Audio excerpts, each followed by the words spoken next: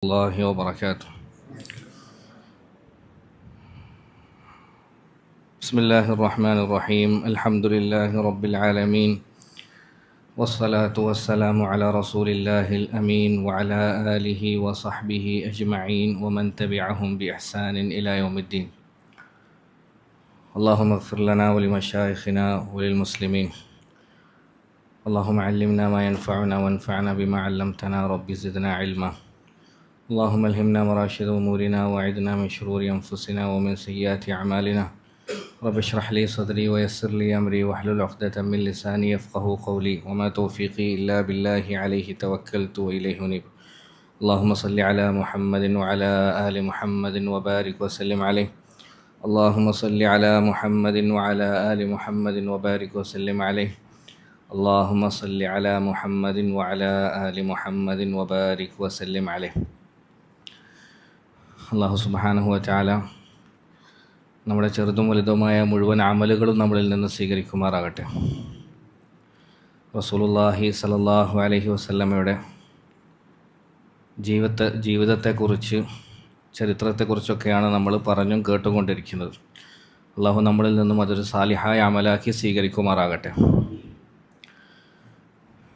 ബദർ യുദ്ധം ഏകദേശം അവസാനിച്ച് ബദറിൽ പിടിക്കപ്പെട്ട തടവുകാരുമായി ബന്ധപ്പെട്ട സംഭവങ്ങളാണ് നമ്മൾ പറഞ്ഞുകൊണ്ടിരിക്കുന്നത്. അപ്പം നബി സല്ലല്ലാഹു അലൈഹി വസല്ലം തടവുകാരെ എന്ത് ചെയ്യണമെന്ന് ചോദിച്ചിട്ട് അബൂബക്കർ സിദ്ദീഖ് റളിയല്ലാഹു അൻഹു, ഉമർ റളിയല്ലാഹു അൻഹു തുടങ്ങി പ്രമുഖരായ സഹാബാക്കളോട് മശൂറ ചെയ്തതും അവരഭിപ്രായം പറഞ്ഞതും ഒക്കെ നമ്മൾ പറഞ്ഞു അല്ലേ. അള്ളാഹുവിൻ്റെ തീരുമാനം എന്തായിരുന്നു, അതിൻ്റെ പേരിൽ അള്ളാഹു ശക്തമായി ആക്ഷേപിച്ചതിനെക്കുറിച്ചൊക്കെ നമ്മൾ വിശദീകരിച്ചു. അപ്പോൾ ചുരുക്കത്തിൽ 70ഓളം തടവുകാരുണ്ടായിരുന്നു. ആ 70ഓളം തടവുകാരുടെ വിഷയത്തിൽ റസൂലുള്ളാഹി സ്വല്ലല്ലാഹു അലൈഹി വസല്ലം 4 തരം തീരുമാനങ്ങളാണ് എടുത്തത്. ചില തടവുകാരെ അവർ തീരെ മാപ്പർഹിക്കാത്തതുകൊണ്ട്, അവർ ചെയ്ത കുറ്റം അത്രയും വലുതായതുകൊണ്ട് ഇനി മാപ്പാക്കി കൊടുത്താലും ഒരു പക്ഷേ തിരിച്ചു വരാൻ സാധ്യതയില്ല എന്ന് മനസ്സിലാക്കിയിട്ട് റസൂലുള്ളാഹി സ്വല്ലല്ലാഹു അലൈഹി വസല്ലം ചില തടവുകാരെ കൊല്ലാൻ വേണ്ടി കൽപ്പിച്ചു. അതിൽ പ്രധാനികളാണ് നമ്മൾ പറഞ്ഞ നളർ ബിൻ അൽ ഹാരിസ്, അതുപോലെ ഉഖ്ബത്ത് ബിൻ അബി മുഅയ്ത്ത് തുടങ്ങിയവർ ലഅനത്തുല്ലാഹി അലൈഹിമ. ഉഖ്ബത്ത് ബിൻ അബി മുഅയ്ത്തൊക്കെ മക്കയിൽ വെച്ച് റസൂലുള്ളാഹി സ്വല്ലല്ലാഹു അലൈഹി വസല്ലമയെ ഏറ്റവും ക്രൂരമായി പീഡിപ്പിച്ച ആളാണ്. നബി തങ്ങളുടെ കഴുത്തിൽ തുണിക്കഷ്ണം മുറുക്കിയിട്ട് കൊല്ലാൻ വേണ്ടിയൊക്കെ ശ്രമിച്ച ആളാണ്. അപ്പോൾ അയാളെ തടവുകാരനായി പിടിക്കപ്പെട്ടപ്പോൾ റസൂലുള്ളാഹി കൊല്ലാൻ വേണ്ടി കൽപ്പിച്ചു. അപ്പോൾ അയാൾ കാലും കൈയൊക്കെ പിടിച്ച് ഒരുപാട് കേണതാണ് അപേക്ഷിച്ചു. പക്ഷേ അയാൾ മാപ്പർഹിക്കാത്തതുകൊണ്ട് ഒരു പക്ഷേ ഇനി മാപ്പ് ചെയ്ത് കൊടുത്താൽ വീണ്ടും അയാൾ ഇങ്ങനെയുള്ള പ്രവൃത്തികൾ ആവർത്തിക്കാൻ സാധ്യതയുള്ളതുകൊണ്ട് അയാളുടെ കണ്ണുനീര് മുതലക്കണ്ണീരായതുകൊണ്ട് റസൂലുള്ളാഹി മാപ്പ് കൊടുത്തില്ല. ഖും യാ സുബൈർ ഫദ്രിബ് ഉനഖഹു, സുബൈർ എഴുന്നേൽക്കൂ, അവൻ്റെ തല വെട്ടു എന്ന് കൽപ്പിച്ചു. സുബൈർ റളിയല്ലാഹു എഴുന്നേറ്റു, അവൻ്റെ തല വെട്ടി. സുബൈർ റളിയല്ലാഹു നമ്മൾ വിചാരിക്കുന്ന പോലത്തെ സഹാബിയൊന്നുമല്ല. കഴിഞ്ഞ ക്ലാസ്സിൽ നമ്മൾ അദ്ദേഹത്തിൻ്റെ ഒരു പ്രധാനപ്പെട്ട ഒരു പോരാട്ട വീര്യം മനസ്സിലാക്കി തരുന്ന ഒരു സംഭവം പറഞ്ഞല്ലോ അല്ലേ. അപ്പോൾ ഒന്നാമത്തെ വിഭാഗം മാപ്പർഹിക്കാത്തതിൻ്റെ പേരിൽ റസൂലുള്ളാഹി സ്വല്ലല്ലാഹു അലൈഹി വസല്ലം കൊല്ലാൻ വേണ്ടി പറഞ്ഞ വിഭാഗം. രണ്ടാമത്തെ വിഭാഗം കുറേ അധികം ആളുകളുടെ വിഷയത്തിൽ റസൂലുള്ളാഹി ഒരു തീരുമാനമായിരുന്നു എടുത്തിരുന്നത്. നിങ്ങൾ മോചന ദ്രവ്യം നൽകിയാൽ, ഫിദിയ നൽകിയാൽ നിങ്ങൾ വെറുതെ വിടാം. ഒരു മുതവസ്സിത്തായ ഒരു മിതമായ ഫിദിയായിട്ട് റസൂലുള്ളാഹി സാധാരണക്കാരായ ആളുകൾക്ക് നിശ്ചയിച്ചത് 40 ഊഖിയായിരുന്നു. ഒരു ഊഖിയ എന്ന് പറഞ്ഞാൽ 40 ദിർഹമാണ്.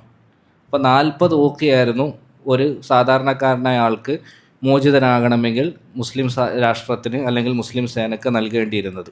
അപ്പോൾ 40 ഊഖിയ എന്ന് പറഞ്ഞാൽ 40 × 40 ഏകദേശം 1600 ദിർഹമോളം വരും ഏകദേശം. അപ്പോൾ 1600 ദിർഹം കൊടുത്താൽ അവന് മോചിതനാകും. ചിലർ അതിസമ്പന്നരായ ആൾക്കാരായിരുന്നു. അപ്പോൾ അവരുടെ സമ്പന്നത നോക്കിയിട്ട് റസൂലുള്ളാഹി ഫിദിയ കൂട്ടിയിട്ടുണ്ട്. ചിലർ തീരെ സമ്പന്നത കുറഞ്ഞ പാവപ്പെട്ട ആൾക്കാരായതുകൊണ്ട് അവരുടെ സമ്പന്നത നോക്കിയിട്ട് റസൂലുള്ളാഹി ഫിദിയ കുറച്ചു കൊടുത്തിട്ടുണ്ട്. ഇത് രണ്ടാമത്തെ വിഭാഗം ആളുകൾ, ഫിദിയ സ്വീകരിച്ച് മോചിതരാക്കി വിട്ട തടവുകാർ. മൂന്നാമത്തെ വിഭാഗം ആളുകൾ അവരുടെ കയ്യിൽ കൊടുക്കാൻ വേണ്ടി ഒന്നുമില്ലാത്ത ആളുകളായിരുന്നു. മക്ക മുശ്രിക്കീങ്ങളിൽപ്പെട്ട തീരെ ദരിദ്രരായ, കൊടുക്കാൻ ഒന്നുമില്ലാത്ത പാവങ്ങളായ ആളുകൾ. അപ്പോൾ ഇവരുടെ കയ്യിൽ സമ്പത്തായിട്ട് കൊടുക്കാനില്ലെങ്കിലും മറ്റു പലതും ഇവർക്ക് കൊടുക്കാൻ കഴിയുമായിരുന്നു, സേവനമായിട്ടും മറ്റുമൊക്കെ. അപ്പോൾ ഇവരുടെ മേൽ റസൂലുള്ളാഹി ഷർത്ത് വെച്ചത്, അൻസാരികളിൽപ്പെട്ട പാവപ്പെട്ടവരായ കുട്ടികൾക്ക് നിങ്ങൾ എഴുത്തും വായനയും പഠിപ്പിക്കണം. അങ്ങനെ കുറച്ച് കുട്ടികൾക്ക് നിങ്ങൾ എഴുത്തും വായനയും പഠിപ്പിച്ചാൽ നിങ്ങളെ ഞാൻ വെറുതെ വിടാമെന്ന് റസൂലുള്ളാഹി സ്വല്ലല്ലാഹു അലൈഹി വസല്ലം പറഞ്ഞു. ഒന്ന് ആലോചിച്ച് നോക്കണം, സമ്പത്തിന് അത്രയും അത്യാവശ്യമുണ്ടായ സന്ദർഭത്തിലും ഇൽമിന് റസൂലുള്ളാഹി സ്വല്ലല്ലാഹു അലൈഹി വസല്ലം കൊടുത്ത പ്രാധാന്യം നമ്മൾ, കാരണം എന്താണെന്ന് വെച്ചാൽ അറബികൾ മക്കക്കാരെയും മദീനക്കാരെയും വെച്ച് നോക്കുമ്പോൾ പൊതുവെ താരതമ്യേന മക്കക്കാരാണ് കുറച്ച് എഴുത്തും വായനയൊക്കെ അറിയുന്നവർ. നമ്മൾ മദീനക്കാരെ കുറിച്ച് പറഞ്ഞു, അവർ കർഷകരാണ്, സാധാരണക്കാരാണ്, അവർക്ക് എഴുത്തും വായനയൊക്കെ തീരെ അറിവില്ലാത്തവരാണ്. പക്ഷെ മക്കക്കാരങ്ങനല്ല, അവർ യാത്ര ചെയ്യുന്നവരാണ്. രഹ്ലത ശിതാഇ വസ്സൈഫ്, ശൈത്യകാലത്തും ഉഷ്ണകാലത്തും ഒക്കെ യമനിലേക്കും സിറിയയിലൊക്കെ യാത്ര ചെയ്ത് നല്ല പരിചയസമ്പത്തുള്ള പലരെയും കണ്ടിട്ടുള്ള ലോകവിവരമുള്ള ആൾക്കാരായിരുന്നു. അപ്പോൾ അവരിൽ അധിക പേർക്കും എഴുത്തും വായനയും അറിയായിരുന്നു.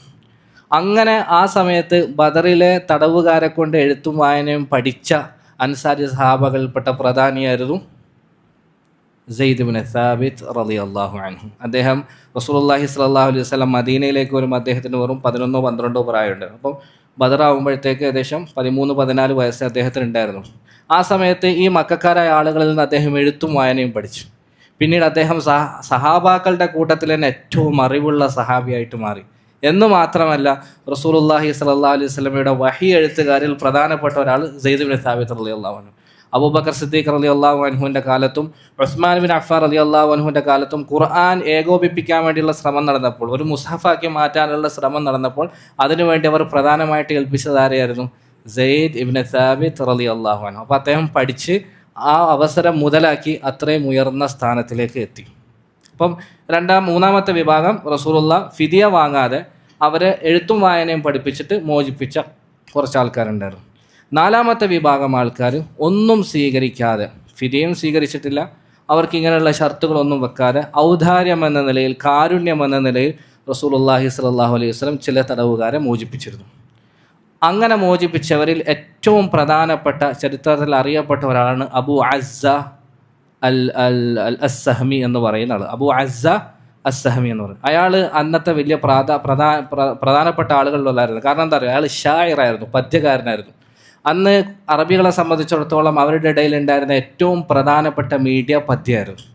പദ്യത്തിലൂടെ ഒരാളോട് സംവദിക്കാൻ വേണ്ടി സാധിക്കുന്നത്രയും ശക്തമായിട്ട്, ഇപ്പോൾ നമ്മൾ ഇൻഫ്ലുവൻസർ, സോഷ്യൽ മീഡിയ ഇൻഫ്ലുവൻസർ എന്നൊക്കെ പറയുന്നില്ലേ, നമ്മളിവിടെ കിടന്ന് ഒച്ച വെച്ചാൽ, ബഹളം വെച്ചാൽ ആകെ 100-200 പേരെ കേൾക്കും. അതേസമയത്ത് ഒരു കാര്യം നമ്മൾ പറയുന്ന അതേ കാര്യം ഒരു സോഷ്യൽ മീഡിയയിൽ ഇൻഫ്ലുവൻസർ പറഞ്ഞാലോ അത് ലക്ഷക്കണക്കിന്, മില്യൺ കണക്കിന് ആളുകളിലേക്ക് ആ സന്ദേശം എത്തും. അതുപോലെ അന്നത്തെ സമുദായത്തിൽ, സമൂഹത്തിൽ, സാമൂഹിക അന്തരീക്ഷത്തിൽ ഏറ്റവും സ്വാധീനമുള്ള മീഡിയ ഷഅറായിരുന്നു, പദ്യമായിരുന്നു. പദ്യകാരന്മാർക്ക് വലിയ സ്ഥാനം ഉണ്ടായിരുന്നു. അപ്പോൾ ഇയാൾ അബൂ അസ്സ അൽ സഹമി എന്ന് പറഞ്ഞ ആളും പദ്യകാരനായിരുന്നു. അതുകൊണ്ട് തന്നെ അയാൾ റസൂലുള്ളാഹി സ്വല്ലല്ലാഹു അലൈഹി വസല്ലം അടുത്ത് വന്നിട്ട് പറഞ്ഞു, നബിയെ, ഞാൻ ദരിദ്രനാണ്, എൻ്റെ കയ്യിൽ സമ്പത്തൊന്നുമില്ല, ഞാൻ വളരെ ആവശ്യക്കാരനാണ്, എനിക്ക് ഇങ്ങോട്ടാണ് നിങ്ങൾ പൈസ തരേണ്ടത്. മാത്രമല്ല എനിക്ക് പോറ്റി വളർത്താൻ, നോക്കി നടത്താൻ 3-4 പെൺമക്കളും ഉണ്ട്, ഒരുപാട് ദാരിദ്ര്യവും പ്രാരാബ്ദങ്ങളൊക്കെ ഉണ്ട്, അതുകൊണ്ട് എന്നെ വെറുതെ വിടണമെന്ന് പറഞ്ഞ് റസൂലുള്ളാഹി സ്വല്ലല്ലാഹു അലൈഹി വസല്ലമയോട് കേണപേക്ഷിച്ചു. റഹ്മത്തുൽ ലിൽ ആലമീനായ സയ്യിദുൽ ഖൗനൈനിയായ റസൂലുള്ളാഹി സ്വല്ലല്ലാഹു അലൈഹി വസല്ലം നബി തങ്ങളുടെ ഔദാര്യവർത്തം അദ്ദേഹത്തെ വെറുതെ വിട്ടു. വിടുന്ന സമയത്ത് നബി ഒരു ഷർത്ത് ചെയ്തിരുന്നു, നീ ഒരിക്കലും ശത്രുക്കളുടെ കൂടെ കൂടിയിട്ട് ഞങ്ങൾക്കെതിരെ യുദ്ധം ചെയ്യാനോ ഞങ്ങൾക്കെതിരെ ഗൂഢാലോചന നടത്താനോ കുതന്ത്രങ്ങൾ പ്രയോഗിക്കാനോ പാടില്ല എന്ന വ്യവസ്ഥയോടുകൂടി, എന്ന ഷർത്തോടുകൂടിയായിരുന്നു ഇയാളെ വിട്ടയച്ചത്. അങ്ങനെ ഇയാൾ ആ വിട്ട സമയത്ത് റസൂലുള്ളാഹിനെ പുകഴ്ത്തിയിട്ട് പാട്ടൊക്കെ പാടി ഭയങ്കര സന്തോഷമായി. ജീവൻ തിരിച്ചു കിട്ടിയാണല്ലോ, അല്ലെങ്കിൽ സമ്പത്ത് കൊടുക്കാതെ അയാൾക്ക് പോകാൻ പറ്റിയല്ലോ. അങ്ങനെ അയാൾ നല്ല മനുഷ്യനായിട്ട്, മുസ്ലിമായിട്ടൊന്നുമില്ല, നല്ല മനുഷ്യനായിട്ട് ജീവിക്കായിരുന്നു. അങ്ങനെ ഉഹദിൻ്റെ സമയം എത്തി, സന്ദർഭം എത്തി. അപ്പോൾ സഫ്വാൻ ബിൻ ഉമയ്യ എന്ന് പറഞ്ഞ ആൾ, ആരാ സഫ്വാൻ ബിൻ ഉമയ്യ? ഉമയ്യ എന്ന് പറഞ്ഞാൽ ആരാ? ഉമയ്യത്ത് ഇബ്നു ഖലഫ്, ബദറിൽ മരിച്ച ആൾ. ആ മരിച്ച ആളുടെ മകൻ സഫ്വാൻ ബിൻ ഉമയ്യ, പിന്നീട് അദ്ദേഹം മുസ്ലിമാണ് റളിയല്ലാഹു അൻഹു. അദ്ദേഹം ഈ അബൂ അസ്സയുടെ അടുക്കൽ പോയി. കാരണം ബദറിൽ സഫ്വാൻ്റെ നഷ്ടം ഭയങ്കര നഷ്ടമായിരുന്നു. കാരണം ഒന്ന് ഉപ്പ നഷ്ടപ്പെട്ടു, പിന്നെ ഉപ്പയെ കൊല്ലാൻ പോകുന്ന വഴിക്ക് അബ്ദുറഹ്മാൻ ബിൻ ഔഫും കൂട്ടരും മറ്റൊരു മകനെയും കൂടി കൊന്നല്ലോ, അവരെ ബാക്കിലേക്ക് എറിഞ്ഞു കൊടുക്കുമല്ലോ. നമ്മൾ കഴിഞ്ഞ ക്ലാസ്സിൽ പറഞ്ഞ സംഭവം, അലി എന്നായിരുന്നു ആ മകൻ്റെ പേര്. അപ്പോൾ ഒരു ഉപ്പയും മരണപ്പെട്ടു, ഒരു സഹോദരൻ നഷ്ടപ്പെട്ടു. അപ്പോൾ ഉഹദിൻ്റെ സന്ദർഭത്തിൽ ഭയങ്കര ആവേശത്തോടുകൂടി മുസ്ലിമീങ്ങൾക്കെതിരെ മക്കക്കാരെ പ്രധാനമായിട്ടും ഒരുമിച്ച് കൂട്ടിയിരുന്ന ഒരാൾ ഈ സഫ്വാൻ ഇബ്നു ഉമയ്യ ആയിരുന്നു. അയാൾ ഈ അബൂ അസ്സയുടെ അടുക്കിലേക്ക് വന്നിട്ട് പറഞ്ഞു, നിന്നെ ഞങ്ങൾക്ക് ആവശ്യമുണ്ട്, നീ പോരാടുന്നില്ലെങ്കിൽ പോരാടണ്ട, പക്ഷെ നിൻ്റെ പദ്യത്തെ, നിൻ്റെ ഈ മീഡിയ ഞങ്ങൾക്ക് ഉപയോഗപ്പെടുത്തണം, ജനങ്ങളെ ഇളക്കി വിടാനും അവരെ ആവേശം കൊള്ളിക്കാനും പദ്യം പാടിയിട്ട് ഞങ്ങളുടെ കൂടെ നീ ഉണ്ടാവണമെന്ന് സഫ്വാൻ ഇബ്നു ഉമയ്യ അബൂ അസ്സയോട് വാശി പിടിച്ചു. അബൂ അസ്സ പറഞ്ഞു, ഞാൻ ഒരിക്കലും വരില്ല, കാരണം ഞാൻ മുഹമ്മദ് സല്ലല്ലാഹു അലൈഹി വസല്ലം പണ്ടൊരു വാക്ക് കൊടുത്തിട്ടുണ്ട്, ആ വാക്കിനെ ഞാൻ പൂർത്തീകരിക്കണം, ഇല്ല ഞാൻ വരില്ല എന്ന് പറഞ്ഞു. അപ്പോൾ സഫ്വാൻ ഇബ്നു ഉമയ്യ എവിടെയാണോ പിടിക്കേണ്ടത് അവിടെ കയറി പിടിച്ചു. ഇതേ പറഞ്ഞു, അങ്ങനെയാണെങ്കിൽ നീ അഥവാ ഞങ്ങളുടെ കൂടെ വന്നാൽ നീ കൊല ചെയ്യപ്പെടുകയാണെങ്കിൽ നിൻ്റെ മക്കളെ ഞാൻ നോക്കിക്കൊള്ളാം, അവർക്ക് ഒരു കുറവും വരുത്താതെ ഞാൻ ചെലവിന് കൊടുത്തതാണ്. നിൻ്റെ പെൺമക്കളെ പേടിച്ചിട്ടല്ലേ അന്ന് നീ വന്നത്, നിൻ്റെ പെൺമക്കളെ ഞാൻ നോക്കിക്കൊള്ളാം. അഥവാ ഇനി നീ കൊല ചെയ്യപ്പെടാതെ ജീവനോടുകൂടി തിരിച്ചു വരികയാണെങ്കിൽ നിനക്ക് ഇത്ര സമ്പത്ത് ഞാൻ തരാമെന്ന് പറഞ്ഞ് ഭയങ്കര ഓഫർ കൊടുത്തു. ആ ഓഫറിൽ ഈ പാവപ്പെട്ടവൻ വീണുപോയി. അയാൾ ഉഹദ് രണാങ്കണത്തിൽ റസൂലുള്ളാഹിയുമായിട്ട് ചെയ്ത കരാർ ലംഘിച്ചിട്ട് ഉഹദിൻ്റെ രണാങ്കണത്തിൽ മുസ്ലിമീങ്ങൾക്കെതിരെ വീണ്ടും പടപ്പുറപ്പാട് നടത്തി ഉഹദിലേക്ക് വന്നു. അപ്പോൾ ഉഹദിൽ നിങ്ങൾക്കറിയാം, അവസാന സമയം മുസ്ലിമീങ്ങൾക്കല്ലായിരുന്നു മികവ്, ശത്രുക്കളായിരുന്നു മികച്ചു നിന്നത്. അപ്പോൾ ഇത്രയും നാളുള്ള എൻ്റെ ചരിത്ര പഠനത്തിൻ്റെ അടിസ്ഥാനത്തിൽ പറയുകയാണെങ്കിൽ അന്ന് മുശ്രിക്കീങ്ങളുടെ കൂട്ടത്തിൽ നിന്ന് തടവുകാരായിട്ട് ഒരൊറ്റ ഒരാളെ പിടിക്കപ്പെട്ടിട്ടുള്ളൂ. വേറെ ആളെ പിടിക്കപ്പെട്ടോ എന്നുള്ളതിനുള്ള പഠനത്തിൽ നോക്കണം. ഇതുവരെയുള്ള പഠനത്തിൽ മനസ്സിലായത് ഒറ്റ ഒരാളെ പിടിക്കപ്പെട്ടിട്ടുള്ളൂ ഉഹദിൻ്റെ രണാങ്കണത്തിൽ തടവുകാരായിട്ട്. അതാരാന്നറിയോ? കൃത്യം അബൂ അസ്സ അസ്സഹമി അല്ലെങ്കിൽ അൽ ജുമഹി, പേര് സംശയമുണ്ട്. അബൂ അസ്സ ഒന്നെങ്കിൽ അസ്സഹമി അല്ലെങ്കിൽ ജുമഹി എന്ന് പറഞ്ഞ ബദറിൽ റസൂലുള്ളാഹി മാപ്പാക്കി വിട്ട അയാൾ മാത്രമാണ് ഉഹദിൽ തടവുകാരനായിട്ട് പിടിക്കപ്പെട്ടത്. അയാളെ പിടിച്ച് റസൂലുള്ളാഹിന്റെ മുമ്പിൽ ഹാജരാക്കി പഴയതുപോലെ വീണ്ടും അയാൾ കാരണം ബോധിപ്പിക്കാൻ തുടങ്ങി. എനിക്ക് പെൺമക്കളുണ്ട്, പ്രാരാബ്ധങ്ങളുണ്ട്, ദാരിദ്ര്യമാണ്, കഷ്ടപ്പാടാണ്, എന്നെ വെറുതെ വിടണമെന്ന്. റസൂലുള്ളാഹി സ്വല്ലല്ലാഹു അലൈഹി വസല്ലം പറഞ്ഞു, ലാ അദഉക തംസഹു ആരിളൈക ബിമക്ക വതഖൂലു ഖദഅത മുഹമ്മദൻ മറത്തൈൻ സല്ലല്ലാഹു അലൈഹി വസല്ലം. ഇതങ്ങളുടെ ചില ഡയലോഗുകളുണ്ട് കേട്ടോ. നമ്മളിപ്പോൾ ചില സിനിമാ നടന്മാരുടെ അല്ലെങ്കിൽ വലിയ വലിയ രാഷ്ട്രീയ നേതാക്കളുടെയൊക്കെ ചില വാക്കുകൾ ഭയങ്കരമായിട്ട് എഴുതി വെക്കുന്നില്ല, അതുപോലെ നമുക്ക് എഴുതി വെക്കാൻ പറ്റുന്ന വാക്ക്. അപ്പോൾ റസൂൽ പറഞ്ഞു, നീ മക്കത്ത് ഇങ്ങനെ കറങ്ങി നടന്നുകൊണ്ട് ഞാൻ മുഹമ്മദിനെ 2 വട്ടം പറ്റിച്ചു കേട്ടോ എന്ന് അഭിമാനപൂർവ്വം പറഞ്ഞു നടക്കാൻ ഇനി ഞാൻ നിന്നെ അനുവദിക്കൂല. മക്കത്തിലൊക്കെ ഇങ്ങനെ നടന്നിട്ട് ഞാൻ 2 പ്രാവശ്യം എനിക്കിട്ട് പണി കൊടുത്തു കേട്ടോ എന്ന് പറഞ്ഞ് അഹങ്കാരത്തോടുകൂടി ഇനി നടക്കാൻ നിന്നെ ഞാൻ അനുവദിക്കുകയില്ല. അപ്പോഴാണ് റസൂലുള്ളാഹി പറഞ്ഞത്, ലാ യുൽദഖുൽ മുഅ്മിനു മിൻ ജുഹ്രിൻ വാഹിദിൻ മറത്തൈൻ, ഒരു മുഅ്മിന് ഒരു മാളത്തിൽ നിന്ന് 2 വട്ടം കൊത്തുകൊള്ളൂല. ഇപ്പോൾ മനസ്സിലായോ ആ ഹദീസ്? ഈ ഹദീസ്, ഈ ലാ യുൽദഖുൽ മുഅ്മിനു എന്ന് പറഞ്ഞ ഹദീസ് ബുഖാരി മുസ്ലിമിലൊക്കെ ഉള്ളതാണ്. അതിന് അത് പറയാനുള്ള സന്ദർഭം, ആ ചരിത്രം ഇബ്നു ഹിഷാമിനെ പോലെയുള്ള സീറയുടെ പണ്ഡിതന്മാർ പറഞ്ഞു. എപ്പോഴത് പറഞ്ഞതെന്ന് മനസ്സിലായില്ലേ? റസൂലുള്ളാഹി പറഞ്ഞു, അങ്ങനെ ഒരിക്കലും ഒരു മുഅ്മിന് ഒരേ മാളത്തിൽ നിന്ന് 2 വട്ടം കടി കൊള്ളുകയില്ല. സഹാബാക്കളോട് പറഞ്ഞു, അവനെ കൊല്ലണം, അവൻ്റെ തല വെട്ടണം. അപ്പോൾ റസൂലുള്ളാഹി എന്ന് പറഞ്ഞാൽ പെർഫെക്റ്റ് ആയിരുന്നു.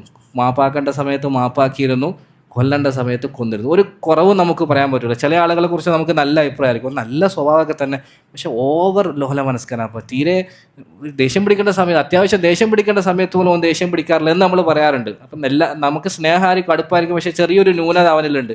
റസൂലുള്ളാഹി സ്വല്ലല്ലാഹു അലൈഹി വസല്ലമയുടെ മേൽ അങ്ങനെ ഒരു ന്യൂനതയെ നമുക്ക് പറഞ്ഞ് പറ്റിക്കാൻ പറ്റൂല. ഒരേ സമയം റഹ്മത്തുല്ലിൽ ആലമിയാണ്, പക്ഷേ ശക്തമായ നിലപാടുകൾ എടുക്കേണ്ട സമയത്ത് അവിടുന്ന് ശക്തമായ നിലപാടുകൾ എടുത്തിരുന്നു. അപ്പോൾ മക്കക്കാർ ഇതറിഞ്ഞു. റസൂലുള്ളാഹി സ്വല്ലല്ലാഹു അലൈഹി വസല്ലം തടവുകാർക്ക് ഇങ്ങനെ ഫിദിയ നിശ്ചയിക്കുന്നുണ്ട് എന്നുള്ള വിവരം അറിഞ്ഞു. അപ്പോൾ അവർക്കത് താങ്ങാൻ, അല്ലെങ്കിൽ തന്നെ ഞങ്ങളിൽ നിന്നുള്ള കുറേ ആൾക്കാരെ മുഹമ്മദും സംഘവും സല്ലല്ലാഹു അലൈഹി വസല്ലം കൊന്നു. ഇനി നമ്മൾ ആ തടവുകാരെ മോചിപ്പിക്കാൻ വേണ്ടി മുഹമ്മദ് സല്ലല്ലാഹു അലൈഹി വസല്ലമക്ക് വീണ്ടും അങ്ങോട്ട് പോയി പണം കൊടുക്കുകയോ?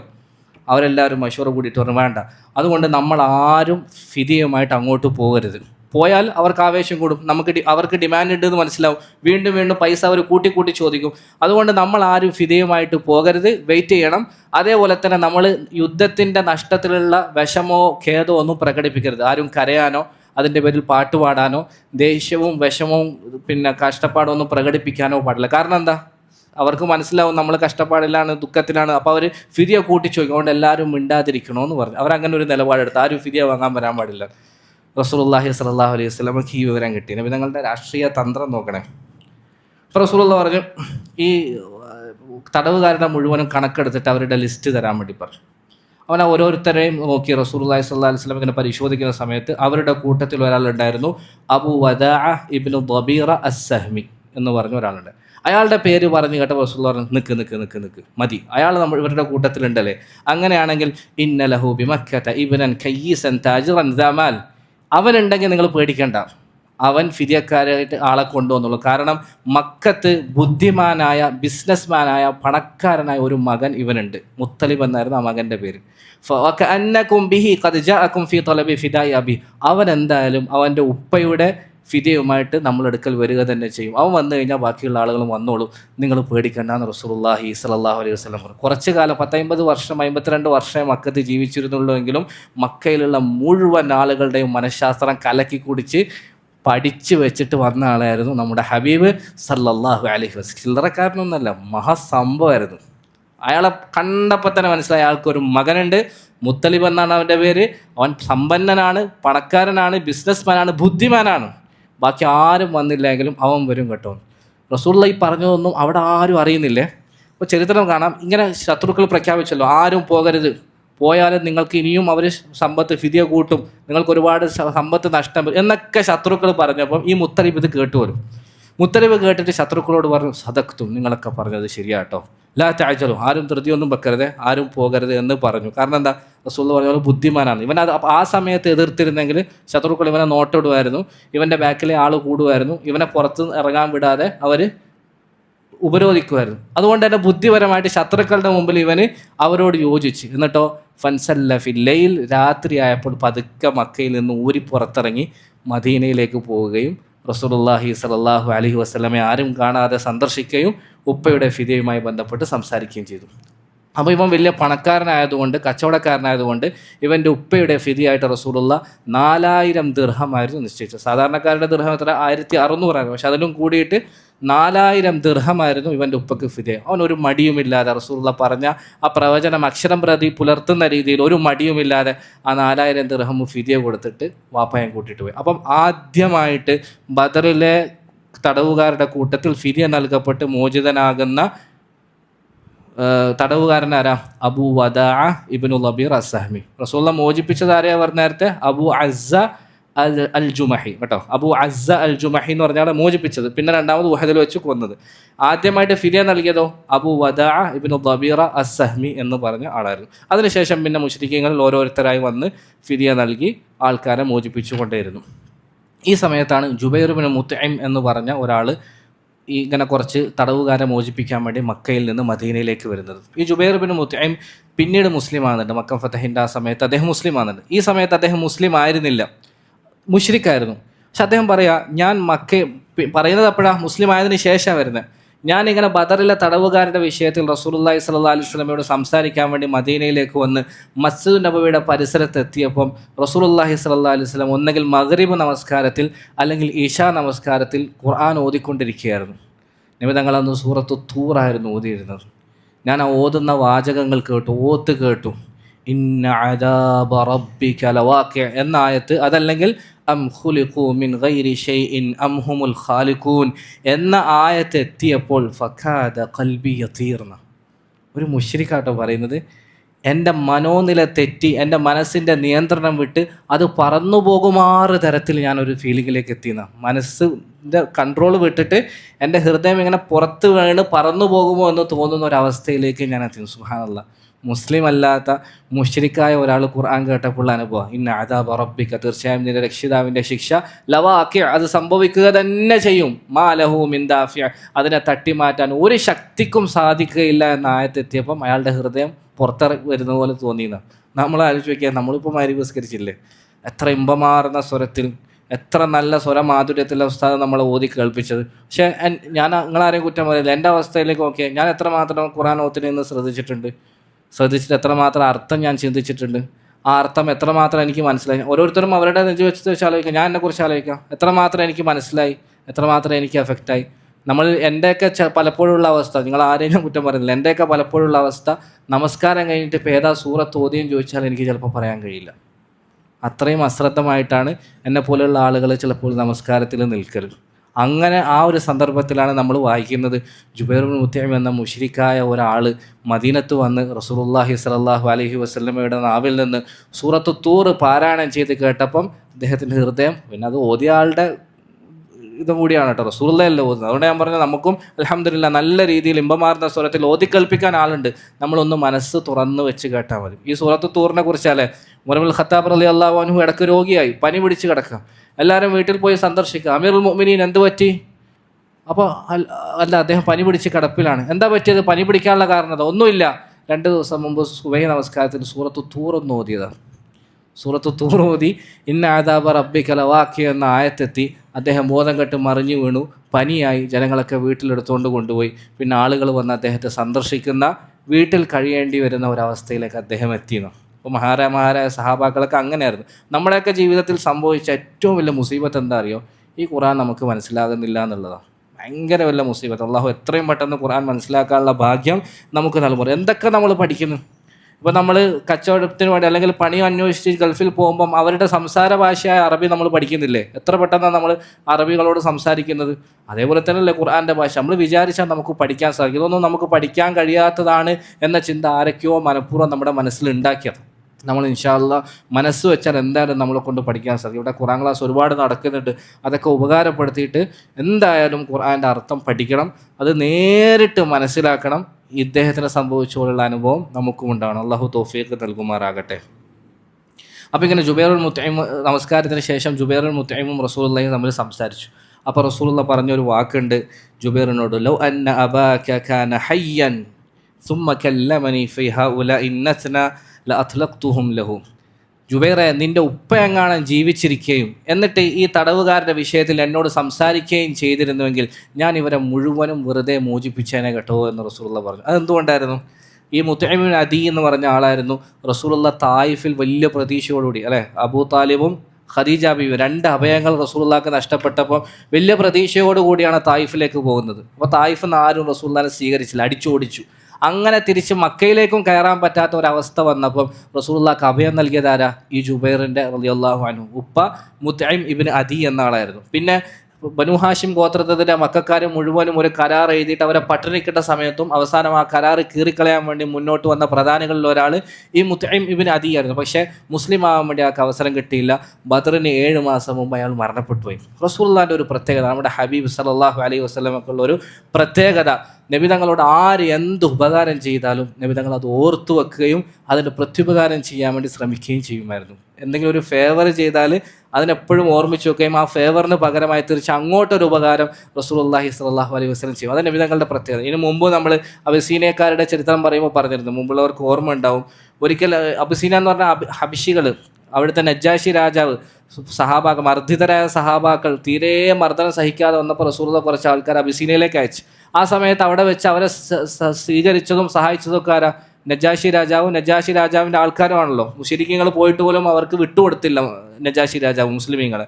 അപ്പോൾ കുറേ നാളുകൾക്ക് കഴിഞ്ഞിട്ട് ഈ വർഷങ്ങൾ കഴിഞ്ഞ് അബിസീനയിൽ നിന്ന് ഒരു നസാറ സംഘം, ക്രിസ്ത്യാനികളായ കുറച്ച് ആൾക്കാർ റസൂലുള്ളാഹി സ്വല്ലല്ലാഹു അലൈഹി വസല്ലമയെ കാണാൻ വന്നു.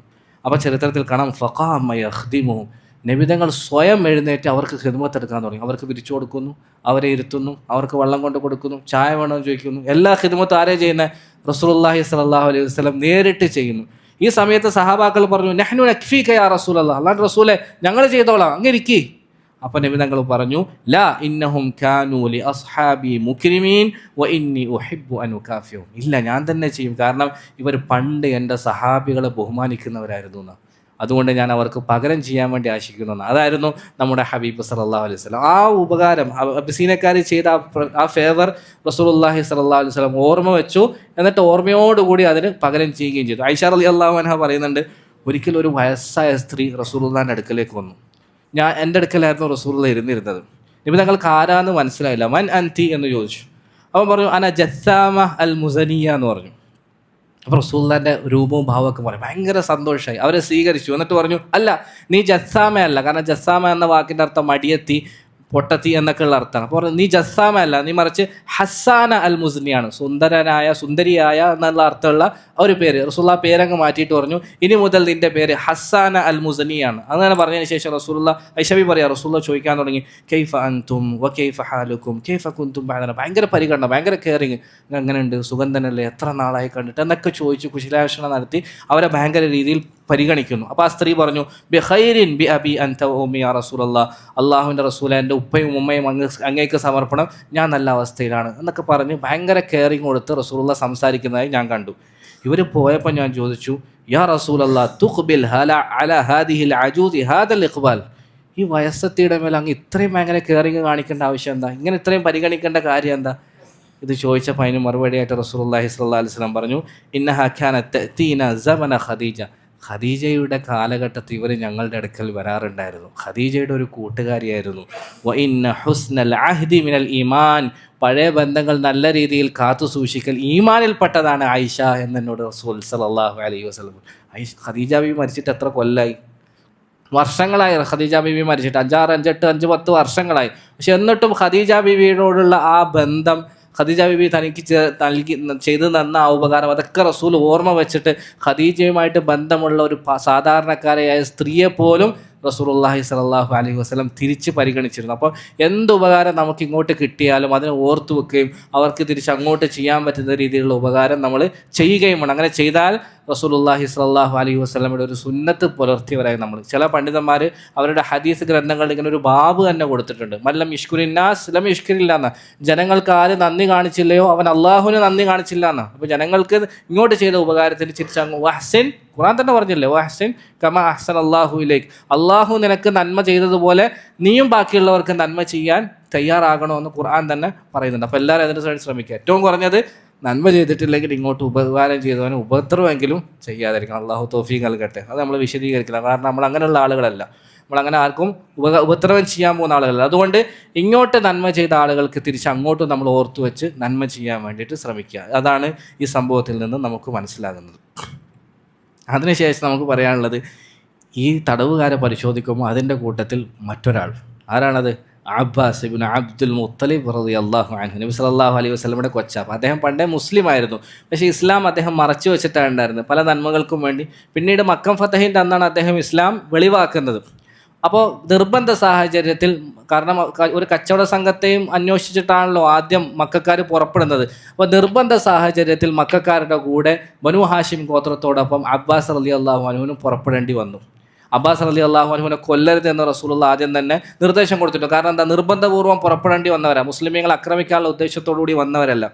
പക്ഷെ അബ്ബാസ് റളിയല്ലാഹു അൻഹുവിനെ തടവുകാരുടെ കൂട്ടത്തിൽ പിടിച്ചു കൊണ്ടുവന്ന് റസൂലുള്ളാഹി സ്വല്ലല്ലാഹു അലൈഹി വസല്ലമയുടെ മുമ്പിൽ നിർത്തിയപ്പോൾ അദ്ദേഹം പറഞ്ഞു, യാ റസൂലല്ലാഹ് ഖദ് കുന്തു മുസ്ലിമൻ. മുഹമ്മദേ, അവർ അബ്ബാസ് റളിയല്ലാഹു അൻഹു റസൂലുള്ളാഹി സ്വല്ലല്ലാഹു അലൈഹി വസല്ലമയെ കാട്ടി 3 വയസ്സ് മൂത്തതാണ്. ആമുൽ ഫീൽ, ആനക്കലഹ വർഷത്തിലാണ് റസൂലുള്ള ജനിക്കുന്നത്. അതിന് 3 വർഷം മുമ്പാണ് അബ്ബാസ് ബിൻ അബ്ദുൽ മുത്തലിബ് റളിയല്ലാഹു അൻഹു ജനിക്കുന്നത്. അപ്പോൾ വയസ്സിൽ പ്രായത്തിൽ നബിതങ്ങളെക്കാൾ ഇളയതാണ്. അതുകൊണ്ട് തന്നെ നമ്മൾ മുമ്പ് പറഞ്ഞിരുന്നു, ഒരാൾ വന്നിട്ട് അബ്ബാസ് റളിയല്ലാഹു അൻഹുവിനോട് ചോദിക്കുന്നുണ്ട് കൊടുക്കാൻ വേണ്ടിയിട്ട്, അൻത അക്ബർ അം റസൂലുള്ളാഹി സ്വല്ലല്ലാഹു അലൈഹി വസല്ലം. കുടുങ്ങിയില്ലേ? എന്താ ചോദിച്ചത്? അബ്ബാസ്, നീയാണോ വലുത് അല്ല അള്ളാഹുവിൻ്റെ റസൂലാണോ വലുത്? പ്രായത്തിൽ ശരിക്കും ആരാ വലുത്? അബ്ബാസ. അപ്പം ഞാനാ വലുത് എന്ന് പറഞ്ഞാൽ ബഹുമാനക്കേടായിപ്പോവും, ഞാനല്ല വലുത് എന്ന് പറഞ്ഞാൽ കളവായിപ്പോവും. അപ്പോൾ കൊടുക്കാൻ വേണ്ടി തന്നെ അറിയുന്ന ഒരാൾ വന്നിട്ട് അബ്ബാസ് റളിയല്ലാഹു അൻഹു ചോദിച്ച്, അൻത അക്ബർ അം റസൂലുള്ളാഹി സ്വല്ലല്ലാഹു അലൈഹി വസല്ലം.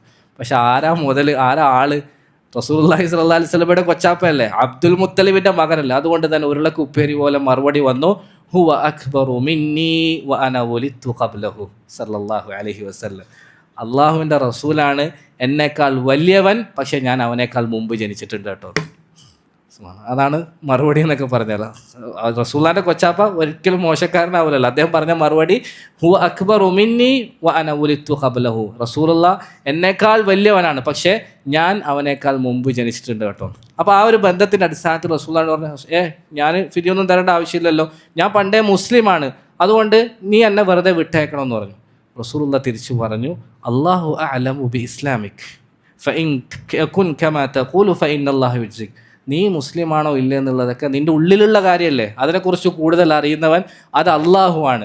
അള്ളാഹു നിൻ്റെ ഉള്ളിൽ എന്തെങ്കിലുമൊക്കെ നന്മ ഉണ്ടെന്ന് കണ്ടാൽ അതിന് പിന്നീട് അവൻ നിനക്ക് പ്രതിഫലം നൽകിക്കൊള്ളും. പക്ഷേ നമ്മളിവിടെ വിധിക്കുന്നത് ബാഹ്യമായ കോലം നോക്കിയിട്ടാണ്. ബാഹ്യമായ കോലം നോക്കുമ്പോൾ നീ ഞങ്ങൾക്കെതിരെ പടപൊരുതാൻ വേണ്ടി വന്ന ശത്രുപക്ഷത്തിൽ ഒരാളാണ്, അതുകൊണ്ട് തന്നെ നീ എന്തായാലും ഫിദിയ നൽകണമെന്ന് പറഞ്ഞു. അപ്പോൾ അബ്ബാസ് റളിയല്ലാഹു അൻഹു തിരിച്ചു അപ്പോൾ എന്നിട്ട് അത് മാത്രമല്ല, ഫിദിയ നൽകണം. സാധാരണക്കാർക്ക് എത്രയാണ് ഫിദിയ നിശ്ചയിച്ചത്? എത്ര രൂപ? 40 രൂപ. അബ്ബാസിനോട് റസൂലുള്ളാഹി സ്വല്ലല്ലാഹു അലൈഹി വസല്ലം പറഞ്ഞു, ഫിദിയ നൽകണമെന്ന് മാത്രമല്ല, നീ നൽകേണ്ട ഫിദിയ 100 ഊക്കിയാണെന്ന് പറഞ്ഞു. സുബ്ഹാനല്ലാഹ്, ഇരട്ടിയിലും കൂടുതൽ. ഇരട്ടിയായാൽ 50 അല്ലേ ആവും, അതിലും കൂടുതൽ. എന്ന് മാത്രമല്ല, നീ നിനക്കുള്ള ഫിദിയ 100 ഊക്കിയ നൽകണം. എന്നിട്ട് നിന്റെ സഹോദര പുത്രനായ അഖീൽ ഇബ്ൻ അബി താലിബ്, അബൂ താലിബിൻ്റെ പുത്രൻ, അലി റളിയല്ലാഹുവിൻ്റെ സഹോദരൻ അഖീലിൻ്റെ ഫിദിയയും നീ നൽകണം. ഓൻ്റെ ഫിദിയയും 40 അല്ല 80 ആണ്. 80 അതും നീ നൽകണമെന്ന് പറഞ്ഞു. ഇത് കേട്ടിട്ട് ഇങ്ങനെ തകർന്നിട്ട് അബ്ബാസ് റളിയല്ലാഹു ചോദിക്കുന്ന ഒരു ചോദ്യമുണ്ട്, അലിൽ ഖറാബത്തി സനഅത ബിഹാദ. ഓഹോ, നമ്മൾ തമ്മിലുള്ള ബന്ധത്തിൻ്റെ പേരിൽ നീ എനിക്ക് തന്ന പ്രത്യേക ഓഫറായിരിക്കും അല്ലേ മുഹമ്മദേ സല്ലല്ലാഹു അലൈഹി വസല്ലം. അങ്ങനെ തന്നെ വാക്ക്, അലിൽ ഖറാബത്തി, ബന്ധത്തിൻ്റെ പേരിലാണോ സനഅത ബി, നീ എന്നോട് ചെയ്തത് ഹാദ, ഇങ്ങനെ പ്രത്യേകം നീ എന്നെ പരിഗണിച്ചതായിരിക്കുമല്ലോ. എന്തൊരു ഇടങ്ങേറാണിത്, ബാക്കി എല്ലാവർക്കും 40, എനിക്ക് റസൂലുള്ളാഹി സ്വല്ലല്ലാഹു അലൈഹി വസല്ലം എന്ന ഏറ്റവും നീതിമാനായ ഭരണാധികാരി. ഇന്ന് ഇത്രയും കൂടുതൽ കുറ്റകൃത്യങ്ങൾ വ്യാപിക്കുന്നത് എന്തുകൊണ്ടാണ്? ആരെവിടെ കുറ്റം ചെയ്താലും അവന് കുറച്ച് പൈസ ഉണ്ടെങ്കിൽ, കുറച്ച് സ്വാധീനമുണ്ടെങ്കിൽ, കുറച്ച് ആൾക്കാരെ കൈക്കൂലി കൊടുത്ത് വശത്താക്കാൻ പറ്റുമെങ്കിൽ എന്തും ചെയ്യാന്ന്. ഒരു നല്ല വക്കീലും കുറച്ച് പൈസ ഉണ്ടെങ്കിൽ എവിടെ നിന്നും ഊരി വരാന്ന്. അങ്ങനെയുള്ള കുറേ ലൂപ്പ് ഹോളുള്ള ഒരു നിയമ സംവിധാനമാണ് നമ്മുടെ ഇടയിൽ ഉള്ളത് കൊണ്ടാണ് ഇത്രയും കുറ്റകൃത്യങ്ങൾ വ്യാപിക്കുന്നത്. പക്ഷേ റസൂലുള്ളാഹി സ്വല്ലല്ലാഹു അലൈഹി വസല്ലം സ്വന്തം കൊച്ചാപ്പയായിട്ട് പോലും ഒരു മയവും കാണിച്ചില്ല. നീ 100 ഊക്കിയ നൽകണമെന്ന് പറഞ്ഞു. അപ്പോൾ പിന്നെ അവസാനമായിട്ട് അബ്ബാസ് റളിയല്ലാഹു അൻഹു പറഞ്ഞു, അങ്ങനെയാണെങ്കിൽ മുഹമ്മദേ സാരില്ല, 100 ഊക്കിയെങ്കിൽ 100 ഊക്കിയ ഞാൻ തരാം. പക്ഷേ എൻ്റെ അടുക്കൽ നിന്ന് എവിടുത്തെ സമ്പത്ത്? നിനക്ക് എന്നെ അറിയാലോ, ഞാനൊരു പാവപ്പെട്ടവരല്ല, നമ്മൾ ബനൂ ഹാഷിം ഗോത്രക്കാരല്ലേ, ബനൂ ഹാഷിം അത്ര വലിയ സമ്പന്നരൊന്നും അല്ലല്ലോ, എൻ്റെ അടുത്ത് സമ്പത്തൊന്നും ഇല്ല എന്ന് പറഞ്ഞു. അപ്പോൾ റസൂലുള്ളാഹി സ്വല്ലല്ലാഹു അലൈഹി വസല്ലം പറഞ്ഞു, ഓഹോ അങ്ങനെയാണല്ലേ, അങ്ങനെയാണെങ്കിൽ നീ എനിക്കൊരു കാര്യം പറഞ്ഞു തരണം. നീ ഇവിടെ മദീനത്തേക്ക് ബദറിലേക്ക് യുദ്ധത്തിന് വരുന്നതിന് മുമ്പ് മക്കത്തൊരു സ്ഥലത്ത് നീ കൊണ്ടുപോയി കുഴിച്ചിട്ട് ആ സമ്പത്തില്ലേ, അതിനുശേഷം നീ ഉമ്മുൽ ഫദൽ, നിൻ്റെ ഭാര്യ ഉമ്മുൽ ഫദലിൻ്റെ അടുത്ത് വന്ന് പറഞ്ഞില്ലേ, ദാ ഞാൻ ഇന്ന സ്ഥലത്ത് പണം കൊണ്ടുപോയി വെച്ചിട്ടുണ്ട്, എന്തെങ്കിലും എനിക്ക് സംഭവിച്ചാൽ ഇതിൽ നിന്ന് ഇത്ര നീ എൻ്റെ മകൻ ഫദലിന് കൊടുക്കണം, ഇത്ര നീ എൻ്റെ മകൻ കുസമിന് കൊടുക്കണം എന്നൊക്കെ പറഞ്ഞാൽ നീ ആ കുഴിച്ചിട്ട സമ്പത്തില്ലേ, അതെവിടെ അബ്ബാസേ എന്ന് ചോദിച്ചു. ഇത് കേട്ട ഉടനെ അദ്ദേഹം പറഞ്ഞു, ഇന്നി അഷ്ഹദു അല്ലാ ഇലാഹ ഇല്ലല്ലാഹ് വ അഷ്ഹദു അന്നക റസൂലുള്ളാഹ്, ഞാൻ ഒന്നുകൂടി ഉറപ്പിച്ചു പറയുന്നു, നീ അള്ളാഹുവിൻ്റെ റസൂൽ തന്നെയാണ് മുഹമ്മദേ, മാ ഉഖ്ബിറുക ബിഹാദാ ഇല്ലല്ലാഹ്, ഇത് നിനക്ക് അറിയിച്ചു തന്നത് അള്ളാഹു അല്ലാതെ വേറെ ആരുമല്ല. കാരണം ഇത് ഞാനും എൻ്റെ ഭാര്യ ഉമ്മുൽ ഫദ്ലും അല്ലാണ്ട് മൂന്നാമത് ഒരാളും അറിയാത്ത സംഗതിയാണ്.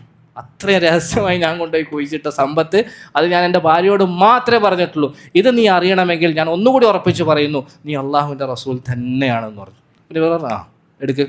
പിന്നെയും അദ്ദേഹം കൊടുക്കാതെ അദ്ദേഹം അവസാനമായിട്ട് ഒരു റിക്വസ്റ്റ് കൂടി നടത്തി, എങ്ങനെയാണെങ്കിൽ ഒരു കാര്യം ചെയ്യും, നിങ്ങൾ എന്നെ തടവുകാരനായി പിടിച്ചപ്പം എൻ്റെ കയ്യിലുണ്ടായിരുന്ന ഒരു 20 ഊക്കിയ നിങ്ങൾക്ക് കിട്ടിയല്ലോ, അങ്ങനെയാണെങ്കിൽ ആ 20 ഊക്കിയ ഇതിലേക്ക് കണക്കാക്കിയിട്ട് മൊത്തം 150 കൊടുക്കണമല്ലോ, അതിൽ നിന്ന് ഒരു 20 കുറച്ചിട്ട് 160 ആക്കിത്ത. അഖീലിൻ്റെ ഇദ്ദേഹത്തിൻ്റെ കൂടെ 180 കൊടുക്കണം, 160 ആക്കിത്ത. റസൂലുള്ളാഹി സ്വല്ലല്ലാഹു അലൈഹി വസല്ലം എന്ന നമ്മുടെ ഹബീബായ നീതിമാനായ ഭരണാധികാരിയായ റസൂൽ സ്വല്ലല്ലാഹു അലൈഹി വസല്ലം പറഞ്ഞു, ഇല്ല, ഒരു ഉറുപ്പയും ഞാൻ കുറക്കൂല, അത് അള്ളാഹു ഞങ്ങൾക്ക് അവൻ്റെ വരദാനമായി നൽകിയതാണ്, അത് നമുക്ക് യുദ്ധം മുതലായി കിട്ടിയതാണ്, അത് ഇതുമായിട്ട് ബന്ധമില്ല, നീ കൊടുക്കുമ്പോൾ ഫുള്ളായിട്ട് തന്നെ കൊടുക്കണമെന്ന് പറഞ്ഞു.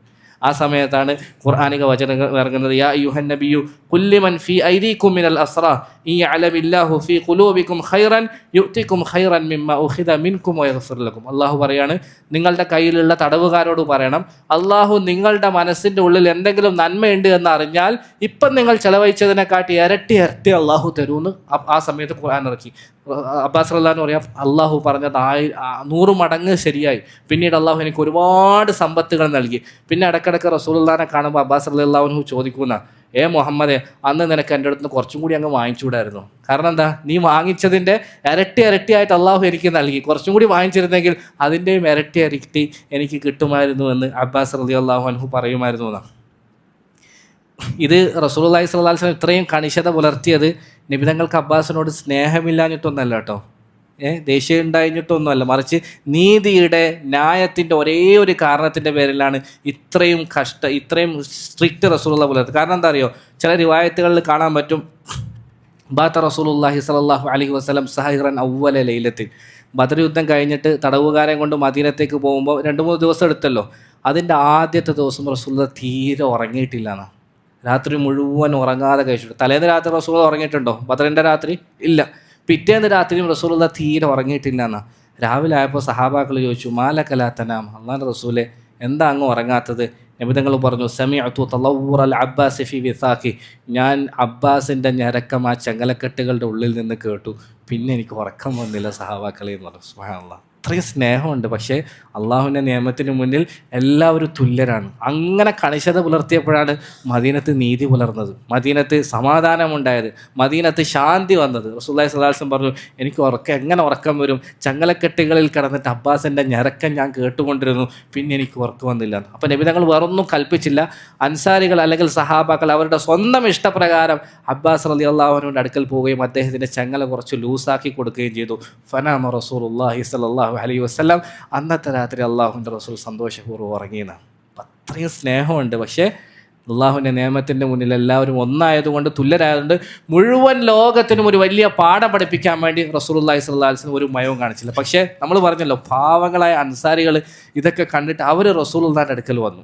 എന്നിട്ട് പറഞ്ഞു, ഇതല്ലന നബി, അങ്ങ് ഞങ്ങൾക്ക് ഒരു അനുവാദം നൽകുകയാണെങ്കിൽ ഫൽ നത്രുക് ലിബ്നി ഉഖ്തിന അൽ അബ്ബാസ് ഫിദാഹു, ഞങ്ങളുടെ സഹോദരപുത്രിയായ അബ്ബാസിന് ഞങ്ങൾ ഫിദായിനെ മാപ്പാക്കി കൊടുക്കും. അതെന്താ അങ്ങനെ പറഞ്ഞത്? നമ്മൾ പറഞ്ഞു, അബ്ദുൽ മുത്തലിബിൻ്റെ ഉമ്മ മദീനക്കാരിയാണ്. അബൂ താലിബ്, അബ്ബാസ് ഇബ്നു അബ്ദുൽ മുത്തലിബ് അല്ല, അബ്ബാസിൻ്റെ ഉപ്പായുടെ ഉമ്മ ആരാ?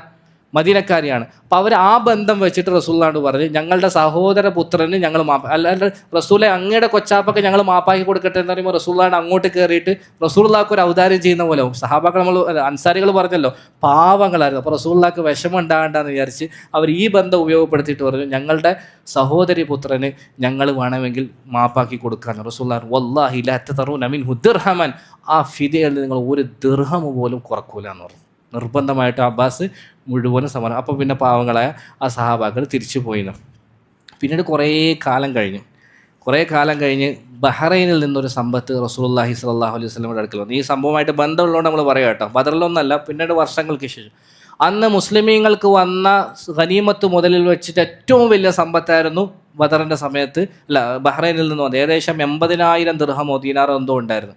അപ്പോൾ സുബഹി നമസ്കാരത്തിന് മുമ്പ് റസൂലുള്ളാഹി സ്വല്ലല്ലാഹു അലൈഹി വസല്ലമ തങ്ങളുടെ പള്ളിയിലേക്ക് അത് കൊണ്ടുവന്നത്. നബി തങ്ങൾ അതിനെ തിരിഞ്ഞു നോക്കില്ല, അതെല്ലാം ഇങ്ങനെ വിരിച്ചിടാൻ പറഞ്ഞു പള്ളിയിൽ. എന്നിട്ട് അതിനെ തിരിഞ്ഞു നോക്കാതെ നമസ്കരിക്കാൻ വേണ്ടി വന്നു. നമസ്കരിച്ചിട്ട് എന്തോ ഒരു ദേഷ്യം പിടിച്ച പോലെ, പണത്തിന് തീരെ പ്രാധാന്യം കൽപ്പിക്കാത്തതുപോലെ റസൂലുള്ളാഹി നിസ്കരിച്ചിട്ട് വന്ന് മജ്ലിസിലിരുന്ന് വരുന്നവർക്കെല്ലാം ഈ സമ്പത്ത് എടുത്തു കൊടുക്കാൻ തുടങ്ങി. എന്തോ ഒരു ഈ സമ്പത്തിനോടൊരു ദേഷ്യം പിടിച്ച പോലെ. കാരണം ഇതിലൊന്നും അല്ല നമ്മുടെ ശ്രദ്ധ വേണ്ടത്, ഇതിനേക്കാളേക്കപ്പുറം വേറെ കാര്യത്തിനാണ് നമ്മുടെ ശ്രദ്ധ വേണ്ടത് എന്നൊക്കെ പറയാൻ വേണ്ടിയിട്ട്, എന്നൊക്കെ ജനങ്ങൾക്ക് പഠിപ്പിക്കാൻ വേണ്ടി ഒരു ദേഷ്യം പിടിച്ചതുപോലെ വരുന്നവർക്കെല്ലാം ഈ സമ്പത്ത് ഇങ്ങനെ വാരി കൊടുക്കാൻ തുടങ്ങി. ഈ സമയത്ത് ആര് വന്നു? അബ്ബാസ് ഇബ്നു അബ്ദുൽ മുത്തലിബ് റളിയല്ലാഹു അൻഹു വന്നു. അദ്ദേഹം വന്നിട്ട് നബി സല്ലല്ലാഹു അലൈഹി വസല്ലമയോട് പറഞ്ഞു, നബിയെ, അന്ന് ഞാൻ എനിക്ക് വേണ്ടിയും അഖീലിന് വേണ്ടിയൊക്കെ ഫിദിയ കൊടുത്തില്ലേ, അതിന് പകരമായി നീ എനിക്ക് നൽകാമെന്ന് ഖുർആനിലും മറ്റുമൊക്കെ പറഞ്ഞല്ലോ, ഇപ്പോൾ എനിക്ക് നൽകണമെന്ന് പറഞ്ഞു. റസൂലുള്ളാഹി പറഞ്ഞു, അങ്ങനെയാണെങ്കിൽ നീ എടുത്തോ, നിങ്ങളും എടുത്തോ, കൊണ്ടുപോയിക്കോ എന്ന് പറഞ്ഞു. അബ്ബാസ് റളിയല്ലാഹു അൻഹു അവിടെ ഇരുന്ന്, ഇതൊക്കെ ചരിത്രമായിട്ട് സഹിഹായ സംഭവങ്ങളാണ്, അവിടെ ഇരുന്നു തൻ്റെ മേലിലുണ്ടായിരുന്ന മേൽമുണ്ട് വിരിച്ചു, അതിലേക്ക് ഇങ്ങനെ സമ്പത്തുകൾ ഇങ്ങനെ വാരിയിടാൻ തുടങ്ങി. ഓരോ സാധനങ്ങൾ എല്ലാം വാരിയിട്ട് നിറച്ച് അവസാനം അദ്ദേഹം അതിങ്ങനെ പൊക്കിയെടുത്ത് തോളിൽ വെക്കാൻ വേണ്ടി നോക്കുമ്പോൾ പൊക്കാൻ കഴിയുന്നില്ല, ഇതെല്ലാം കൂടി വാരിയിട്ടിട്ട്. അപ്പോൾ എടുത്തു വെക്കാൻ വേണ്ടി പൊങ്ങാതാകുമ്പോഴത്തേക്ക് പതുക്കെ ഇങ്ങനെ റസൂലുള്ളാഹിനെ നോക്കിയിട്ട് പറഞ്ഞു, യാ മുഹമ്മദ് അമ്മിർ അല്ലാഹും യർഫഉഹു ഇലയ്യ, സഹാബാക്കളുടെ ആരെങ്കിലുമൊക്കെ പറഞ്ഞിട്ട് ഒന്ന് പൊക്കിയെടുത്ത് തരാൻ പറഞ്ഞേ എന്ന് പറഞ്ഞു. റസൂലുള്ളാഹി പറഞ്ഞു, ലാ, ഞാൻ പറയൂല, വേണമെങ്കിൽ സ്വന്തം തന്നെ പൊക്കിയെടുത്ത് വെച്ചോന്ന് പറഞ്ഞു. അപ്പോൾ നമ്മൾ പറഞ്ഞു, റസൂലുള്ളാഹിനെക്കാട്ടി 3 വയസ്സ് കൂടുതലാണല്ലോ, അതുകൊണ്ട് അടുത്ത ചോദ്യം ഫർഫഉഹു അൻത അലയ്യ, എന്നാൽ പിന്നെ നീ ആരോടും പറയണ്ട, നീയൊന്നും എനിക്ക് പൊക്കി വെച്ചാടാ, പറയാലോ അങ്ങനെ, സഹോദരപുത്ര നീയൊന്നും എനിക്ക് പൊക്കി വെച്ചാടാ. റസൂൽ പറഞ്ഞു, ലാ, ഞാനും പൊക്കി വെക്കൂല, നീ സ്വന്തം വേണമെങ്കിൽ പൊക്കിയെടുത്ത് വെച്ചു. അപ്പോൾ അദ്ദേഹം എന്താക്കി, പൊക്കാൻ കഴിയാത്തതുകൊണ്ട് സമ്പത്തിൽ നിന്ന് കുറച്ചൊക്കെ എടുത്ത് മാറ്റി. രണ്ടാമതും പൊക്കാൻ നോക്കി, പൊക്കാൻ കഴിയുന്നില്ല. അപ്പോഴും പതുക്കെ റസൂലുള്ളാഹിനെ നോക്കിയിട്ട് പറഞ്ഞു, നബിയെ, ഒന്ന് അവരോട് പറഞ്ഞിട്ട് ഇതൊന്ന് പൊക്കി വെച്ചിടാൻ പറയോ? റസൂൽ പറഞ്ഞു, ലാ. എന്നാൽ പിന്നെ നീ ഒന്ന് പൊക്കി വെച്ചോ? റസൂലുള്ളാഹി പറഞ്ഞു, ഇല്ല, വേണമെങ്കിൽ നീ തന്നെ പൊക്കി വെച്ചോ.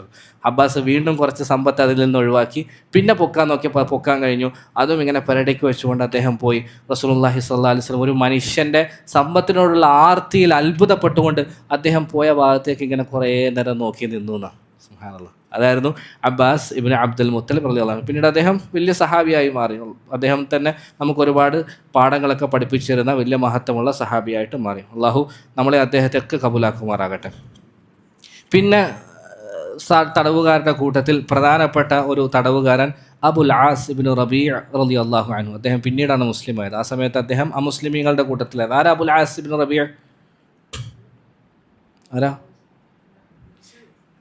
റസൂലുള്ളാഹിൻ്റെ മകൾ സൈനബ് റളിയല്ലാഹു അൻഹയുടെ ഭർത്താവാണ് അബുൽ ആസ് ഇബ്നു റബീഅ.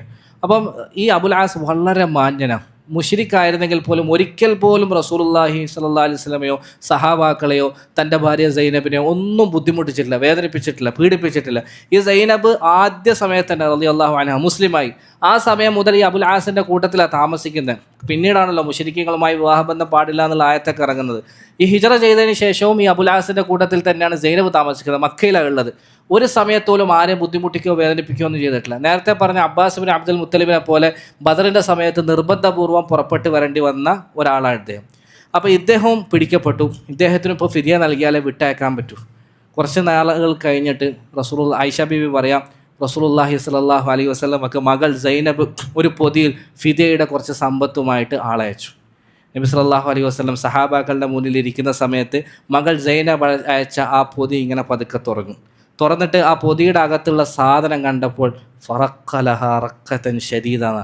റസൂലുള്ളാഹി സ്വല്ലല്ലാഹു അലൈഹി വസല്ലമക്ക് വല്ലാത്ത ഫീലായി. നബിതങ്ങൾ പൊട്ടിക്കരയാൻ തുടങ്ങി.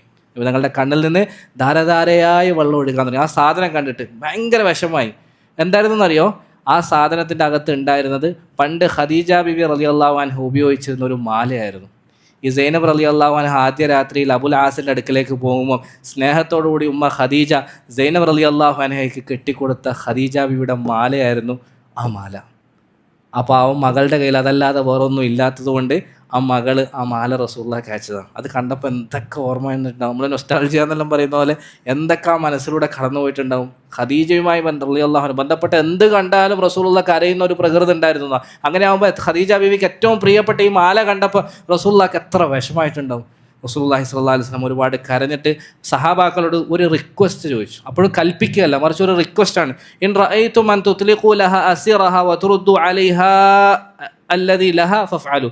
നിങ്ങൾ പറ്റുമെങ്കിൽ ആ സൈനബിൻ്റെ തടവുകാരനെ വിട്ടുകൊടുക്കണം, സൈനബ് ഫിദിയായി തന്ന സാധനവും വിട്ടുകൊടുക്കണം. എൻ്റെ ഒരു റിക്വസ്റ്റാണ്, നിങ്ങൾക്ക് സാധിക്കുമെങ്കിൽ അതൊന്ന് ചെയ്യണേ എന്ന് സഹാബാക്കളുടെ മുന്നിൽ റിക്വസ്റ്റായിട്ട് വെച്ചു. റസൂലുള്ളാഹി സ്വല്ലല്ലാഹു അലൈഹി വസല്ലമയുടെ നീതിയാണത്. നിബിധങ്ങൾക്ക് കൽപ്പിച്ചൂടെ? നിബിധങ്ങളിലെ സേനാനായകൻ, നിബിധങ്ങളിലെ ഭരണാധികാരി, നിബിധങ്ങൾ വിട്ടുകൊടുക്കുക പറഞ്ഞാൽ ആരെങ്കിലും ചോദ്യം ചെയ്യുമോ? പക്ഷേ മുഴുവൻ മുസ്ലിമീങ്ങളുടെയും സമ്പത്താണ് ഇത് എന്നതുകൊണ്ട് അവരോടെല്ലാവരോടും അനുവാദം ചോദിച്ചു. സഹാബാക്കൾ മുഴുവൻ ഒറ്റ സ്വരത്തിൽ നഅം യാ റസൂലല്ലാഹ് എന്ന് പറയുകയും അബുൽ ആസിനെയും ആ മാലയും തിരിച്ചു കൊടുക്കുകയും ചെയ്തു. കൊടുക്കുന്ന സമയത്ത് റസൂലുള്ളാഹി അബുൽ ആസിനോട് ഒരു ഷർത്ത് വെക്കും. ഞാൻ നിന്നെ വെറുതെ വിടുന്നുണ്ട്, ഈ മാലയെ നീ തിരിച്ചു കൊണ്ടുപോയിക്കോ, വെറുതെ വിടുകയാണ്.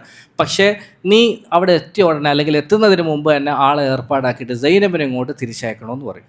അബുൽ ആസ് നല്ല മാന്യനായ വ്യക്തിയാണ്, വാക്ക് പൂർത്തീകരിക്കുന്ന ആളാണ്. അദ്ദേഹം അത് ഉറപ്പ് നൽകി. തിരിച്ച് മക്കത്ത് എത്തുന്നതിന് മുമ്പ് തന്നെ ഒരു കത്ത് എഴുതിയിട്ട് സഹോദരൻ കിനാന അല്ലെങ്കിൽ ഇബ്നു കിനാന എന്ന് പറഞ്ഞ ആളെ സൈനബുമായിട്ട് മദീനയിലേക്ക് തിരിച്ചു വരാൻ വേണ്ടിയിട്ട് ഏൽപ്പിച്ചു. ഇതറിഞ്ഞ് സൈനബ് റളിയല്ലാഹു അൻഹ പെട്ടെന്ന് തന്നെ തയ്യാറായി ഈ കിനാനയുമായിട്ട് യാത്ര തിരിച്ചു. പക്ഷെ അവർക്കൊരു ചെറിയ തെറ്റ് പറ്റി. അവർ യാത്ര തുടങ്ങിയത് പകൽ വെളിച്ചത്തിലായിരുന്നു, എല്ലാവരും കാണുന്ന സമയത്തായിരുന്നു. കാരണം അവർ പേടിക്കേണ്ട ആവശ്യമില്ല, ഭർത്താവ് പറഞ്ഞിട്ട് യാത്ര ചെയ്യുന്നില്ല എന്ന് വിചാരിച്ച് പകൽ വെളിച്ചത്തിൽ അവർ യാത്ര ചെയ്തു.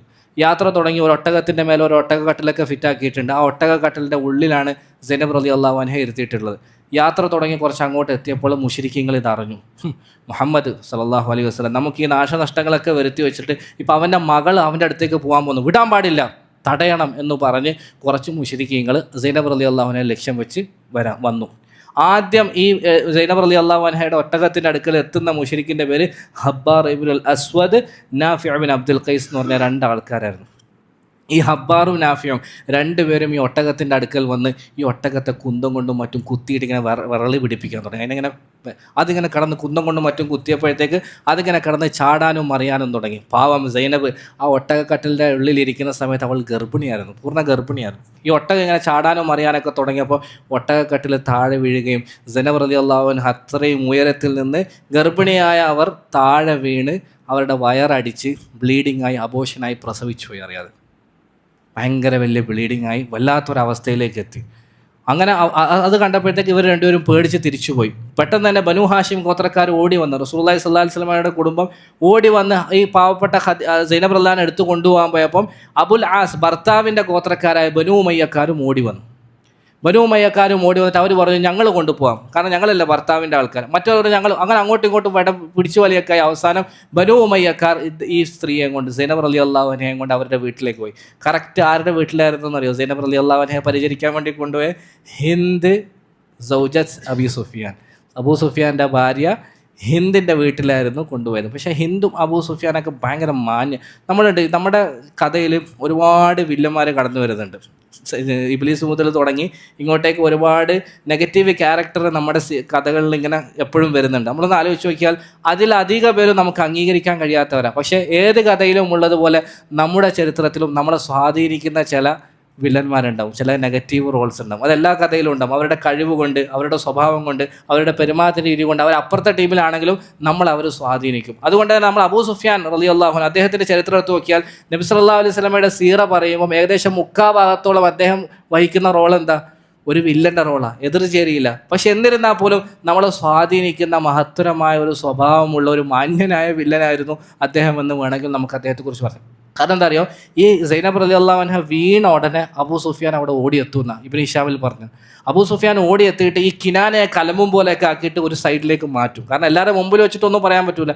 കിനാനെ, അതായത് ഈ അബുൽ ആസിൻ്റെ സഹോദരൻ, കൂടെ ഉണ്ടായിരുന്ന ആളെ ഒരു സൈഡിലേക്ക് മാറ്റിയിട്ട് അയാളോട് ചൂടാവും, നീ എന്ത് മണ്ടത്തരാ ചെയ്തത്. ഇപ്പം ഇവരെ ഈ മുശ്രിക്കുകളെ കുറ്റം പറയാൻ നമുക്ക് അവകാശമില്ല, കാരണം അത്രയും മുറിവേറ്റ് കിടക്കുകയാണ്. ഇപ്പം മുഹമ്മദിൻ്റെ മോൾ യാത്ര ചെയ്യുമെന്നുള്ള വിവരം അവർക്ക് കിട്ടിയാൽ അവരെന്തായാലും ആക്രമിക്കുമെന്ന് ഉറപ്പാണ്. നീ ചെയ്യേണ്ടിയിരുന്നത് രാവിലെ ആയിരുന്നില്ല ഇവളെയും കൂട്ടി പോകേണ്ടത്. ആരാ പറയുന്നത്? അന്നത്തെ ശത്രുവിൻ്റെ നേതാവ് അബൂ സുഫിയാനാ പറയുന്നത്. നീ ചെയ്യേണ്ടിയിരുന്നത് രാവിലെ ആയിരുന്നില്ല ഇവരെയും കൂട്ടി പോകേണ്ടത്. ഇനി അവസരം കിട്ടുമ്പോൾ രാവിലെ പോകാതെ രാത്രിയുടെ ഇരുട്ടിനെ മറയാക്കിയിട്ട് പോകാൻ വേണ്ടി ശ്രമിക്കണം കേട്ടോ എന്ന് പറഞ്ഞിട്ടാണ് അബൂ സുഫിയാൻ അവരെ വീട്ടിലേക്ക് കൊണ്ടുപോകുന്നത്. ഹിന്ദും അതേപോലെ തന്നെ നല്ല രീതിയിൽ വർത്തി. പക്ഷേ ഹിന്ദ് സൈനബ് റളിയല്ലാഹു അൻഹ അവിടെ താമസിക്കുന്ന സമയത്ത് കിടക്കിടക്ക് പറയുമായിരുന്നു, ആദാ ബിസബബി അബീഖ്, ഇതൊക്കെ മോളെ സംഭവിക്കാൻ കാരണം എൻ്റെ ഉപ്പ ഒറ്റൊരുത്തൻ കാരണം കേട്ടോ, അയാൾ കാരണം ഞങ്ങൾക്ക്, കാരണം ഹിന്ദിന് വലിയ നഷ്ടങ്ങളെ സംഭവിച്ച ബദർ യുദ്ധത്തിൽ ഉപ്പ നഷ്ടപ്പെട്ടു, സഹോദരൻ നഷ്ടപ്പെട്ടു, കുറേ ആൾക്കാർ ഹിന്ദിൻ്റെ മരണപ്പെട്ടു. അതുകൊണ്ട് ഭയങ്കര ദേഷ്യമുണ്ട്, ഇടക്കിടക്കേ പറയായിരുന്നു. ഈ സമയത്ത് മദീനത്ത് ഈ വിവരങ്ങളൊക്കെ കിട്ടി. ശത്രുമടയിൽ അബൂ സുഫിയാൻ്റെ വീട്ടിൽ ഹിന്ദിൻ്റെ അടുത്താണ് സൈനബ് ഉള്ളത്. റസൂലുള്ളാഹി സ്വല്ലല്ലാഹു അലൈഹി വസല്ലം സ്വന്തം മോളെ തിരിച്ചു കൂട്ടിക്കൊണ്ടുവരാൻ വേണ്ടിയിട്ട് എത്ര വലിയ സൈന്യത്തെ അയക്കുന്നത്? ഏകദേശം ഒരു ഗസ് ചെയ്ത് പറയാം. ശത്രുക്കളുടെ മെയിൻ ആളായ അബൂ സുഫിയാൻ്റെ വീട്ടിൽ അദ്ദേഹത്തിൻ്റെ ഭാര്യയായ ഹിന്ദിൻ്റെ പരിചരണത്തിൽ മക്കത്ത് ശത്രുക്കളുടെ മടയിൽ കേന്ദ്രത്തിൽ ഇരിക്കുന്ന മോളെ കൂട്ടാൻ വേണ്ടിയിട്ട് റസൂലുള്ളാഹി സ്വല്ലല്ലാഹു അലൈഹി വസല്ലം എത്ര വലിയ സൈന്യത്തെ അയച്ചിട്ടുണ്ടാവും? റസൂലുള്ളാഹി സ്വല്ലല്ലാഹു അലൈഹി വസല്ലം അയച്ചത് 1 man ആർമി ആയിരുന്നു. എത്ര ആളുണ്ടായിരുന്നുള്ള സൈന്യത്തിൽ? ഒറ്റ ആൾ. റസൂലുള്ളാഹി ആരെയാണെന്ന് വിളിക്കുക? അന്ന് തൻ്റെ പുത്രനായിരുന്നു. അന്ന് ദത്തുപുത്ര സമ്പ്രദായ പ്രകാരം റസൂലുള്ളാഹി സ്വന്തം മകനായി തിരഞ്ഞെടുത്ത സയ്യിദ് ഇബ്നു ഹാരിസ റളിയല്ലാഹു അൻഹുവിനെ വിളിച്ചിട്ട് ചോദിക്കും, അല തൻതലിഖ് തജീഉനി ബിസൈനബ്, സയ്യിദേ ഒന്ന് പോയിട്ട് സൈനബിനൊന്ന് എനിക്ക് കൊണ്ടുതരാവോ എന്ന് ചോദിക്കും. കേൾക്കേണ്ട മാത്രമല്ല, ബല യാ റസൂലല്ലാഹ് എന്ന് പറഞ്ഞാൽ അദ്ദേഹം തയ്യാറാണ്. കാരണം എന്താ, പെൺകുട്ടിയാണല്ലോ, അപ്പോൾ പിന്നെ മോനെ മാത്രമല്ല അയക്കാൻ പറ്റൂ. സയ്യിദ് റളിയല്ലാഹു അൻഹു പിന്നീട് അഹ്സാബിൻ്റെ ആയത്തുകൾ ഇറങ്ങുമ്പോഴാണ് പിന്നീട് അന്ന് സയ്യിദ് റളിയല്ലാഹു വിളിക്കപ്പെട്ടത് സയ്യിദ് ഇബ്നു മുഹമ്മദ് എന്നാണ്, മുഹമ്മദിൻ്റെ പുത്രൻ സെയ്ദ് എന്നാണ്. പിന്നെ അഹ്സാബിൻ്റെ ആയത്ത് ഇറങ്ങുമ്പോഴാണ് വീണ്ടും സെയ്ദ് ബിൻ ഹാരിസ ആകുന്നത്. റസൂലുള്ളാഹി സ്വല്ലല്ലാഹു അലൈഹി വസല്ലമ കൊടുത്ത ആ ഉത്തരവാദിത്തം ഏറ്റെടുത്ത് അദ്ദേഹം യാത്ര തിരിക്കും. ഒറ്റയ്ക്ക് പോയിട്ട് എന്താ സംഭവിച്ചതെന്ന് അറിയണ്ടേ? അതറിയണമെങ്കിൽ അടുത്ത ഒരാഴ്ച വരെ കാത്തിരിക്കണം. വസല്ലല്ലാഹു വസല്ലം വബാറക അലൈഹി വഅലാ ആലിഹി വസഹ്ബിഹി അജ്മഈൻ വആഖിറു ദഅവാനാ അൽഹംദുലില്ലാഹി റബ്ബിൽ ആലമീൻ. സുബ്ഹാനകല്ലാഹു വബിഹംദിക അശ്ഹദു അൻ ലാ ഇലാഹ ഇല്ലാ അൻത അസ്തഗ്ഫിറുക വഅതൂബു ഇലൈക്.